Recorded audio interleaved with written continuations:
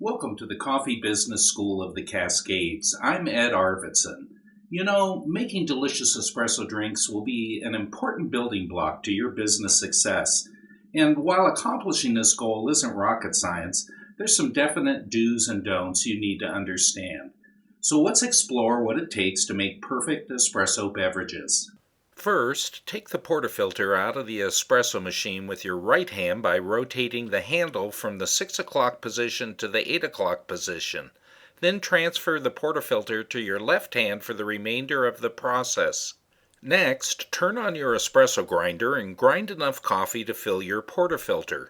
Depending upon the speed of your grinder, this will take about 5 to 10 seconds. Now, insert your portafilter under the doser into the portafilter rest.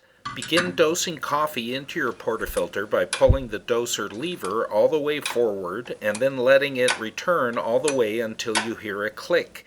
Keep repeating this process until coffee is heaping over the top edges of your portafilter basket. Now move the portafilter up to the edge of the doser and with one sweep of the side of your finger or hand brush the excess coffee back into the dosing chamber. Upon completion, the portafilter basket should be full and the coffee should be level with the edges. Next, place your portafilter on the packing mat on your countertop. Pick up your hand tamper and hold it in the same way you would hold a flashlight. This will keep your hand and arm aligned in a straight line. Now place the tamper into the portafilter.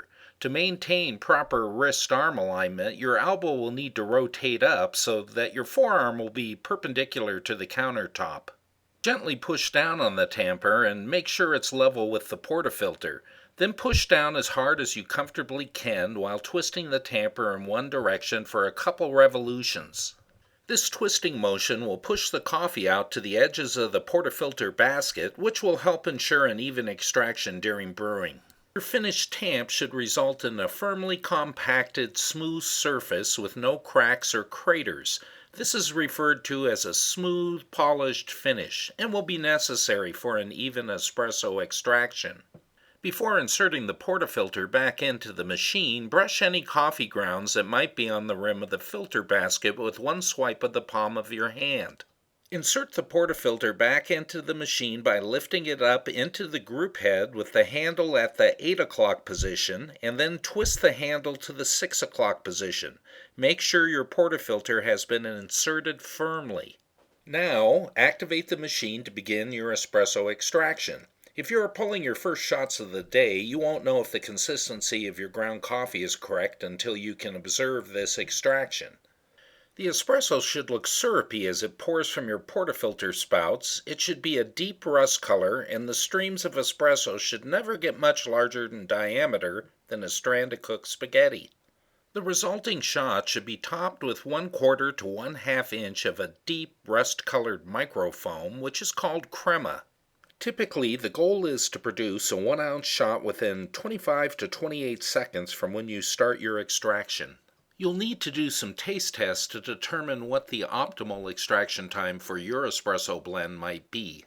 Or talk to your roaster. They probably have an optimal extraction time in mind that will accentuate the characteristics of their coffee. Now, if the consistency of your ground coffee is too fine, then your espresso streams may only be as big as threads or may never convert into streams from drips. If this is the case, you'll need to adjust your grind coarser to speed up the extraction rate. If the coffee is ground too coarse, then the brewing water will pass through the coffee quickly. The streams of espresso pouring from the portafilter may be as big in diameter as drinking straws. They'll appear frothy and be light in color. The resulting shot will be topped with a thin, fleeting layer of blonde or white crema or merely a halo of crema, and it will be watery and taste extremely sour. If your extractions are too fast, you'll need to adjust the consistency of your grind finer. You may need to pull several shots adjusting the grind every time to achieve the perfect rate.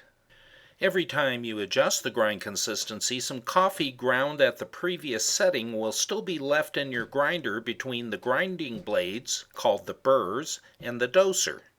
To get rid of this coffee, simply turn on the grinder for 3 or 4 seconds and then dispose of all the coffee in the doser. Now when you grind, dose, tamp, and extract, you will see a true reflection of the change resulting from your adjustment. You may need to make micro adjustments to your grind consistency throughout the day because the brittleness of your coffee beans will change as they absorb moisture from the air or release moisture. Adjusting the grind to produce the proper particle size will be essential to maintain the proper rate of extraction. The amount of crema you produce, the thickness of the layer, is an indicator of the quality of your shot. When you are done with an extraction, remove the spent grounds from your portafilter by striking it on the padded bar of your espresso knockbox. Be sure to remove any remaining grounds or residues by rinsing the portafilter, as there will be no positive flavor characteristics remaining in this used coffee and it will only detract from your next shot. Be sure to return the portafilter to its group head after rinsing so it will be heated for your next shots. An automatic espresso machine will have multiple buttons to choose from for different extractions. Because you should use a shot of espresso for every 6 ounces of cup volume, I use the buttons as follows. For a 12-ounce drink, a double short shot, or 2 ounces. For a 16-ounce drink, a double long shot, or 2.5 ounces. And for a 20-ounce drink, 3 short shots, or 3 ounces. This will increase the amount of espresso being used proportionate to the increase in cup size. Now that you understand how to pull perfect shots of espresso, let's move on to steaming and frothing milk. To learn how to make beautiful milk foam and espresso beverages, go to our website and click on the free espresso training at www.coffeebusinessschool.com.